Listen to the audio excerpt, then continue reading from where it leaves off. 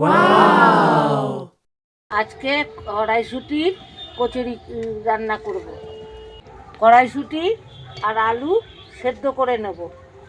তো এরপর দেখো কড়াইশুঁটি আর আলুটা সেদ্ধ হয়ে গেছে, তারপর কিন্তু এখানে ভালো করে ঠাম্মা বেটে নিচ্ছে।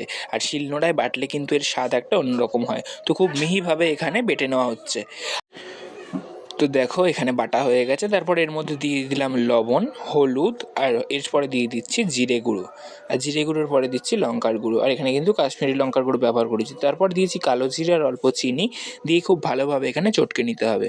তারপর কড়াইতে অল্প সাদা তেল দিয়ে সেই সাদা তেলের মধ্যে এই মিশ্রণটা দিয়ে খুব ভালোভাবে কষিয়ে নিতে হবে। আর কষানোর পরে দেখো কেমন একটা আঠালো ভাব চলে এসছে, তো এটাই হচ্ছে এবার পুর। ময়দাটা মেখে নেব, মেখে নিয়ে তারপরে কচুরি করব। তো এখানে নুন, চিনি আর অল্প একটু সাদা তেল দিয়ে ময়ান দিয়ে খুব ভালোভাবে ময়দাটা মেখে নিয়েছে। আর এখানে দেখো কেমন ডো তৈরি হয়ে গেছে। তো এরপর এখানে আমি ডোগুলো তৈরি করে এর ভিতরে পুর ভরে নিচ্ছি। এমনভাবে ভরতে হবে যাতে বেলার সময় ফেটে বেরিয়ে না যায়। তো দেখো এখানে আমার গুটিগুলো তৈরি। তো এবার আমি আস্তে আস্তে বেলে নিচ্ছি, আর এমনভাবে বেলতে হবে যাতে পুরো পুরটা গোটা কচুরির মধ্যে ছড়িয়ে যায়। এদিকে আমি বেলে দিচ্ছি আর ওদিকে ঠাম্মা ভাজছে, তো তোমরা দেখতে থাকো। আর এদিকে দেখো ভাজা শুরু হয়ে গেছে, আর কেমন ফুটবলের মতো ফুলছে কচুরিগুলো।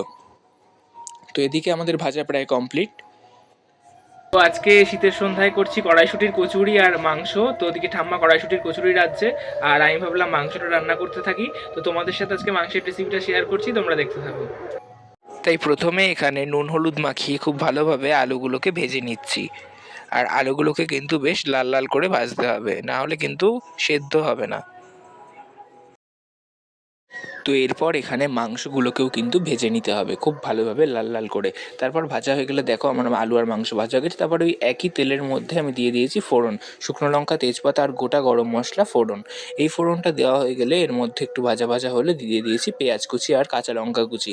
এই কাঁচা লঙ্কাগুলো কিন্তু আমি মাঠ থেকে নিয়ে এসেছিলাম।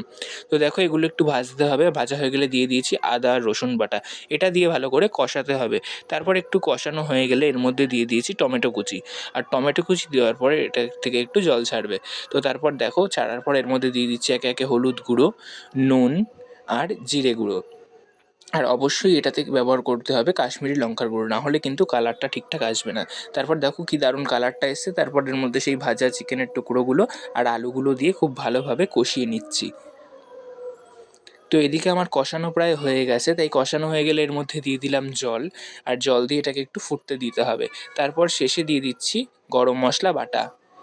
আর অবশ্যই শেষে একটু ধনেপাতা দিতে হবে যাতে সেন্টটা ভালো বেরোয়। তো এদিকে দেখো আমার রেডি হয়ে গেছে চিকেন কারি। তো কারা কারা খেতে আসছো আমাকে কমেন্ট করো, আর আজকের রেসিপিটা কেমন লাগলো জানিও।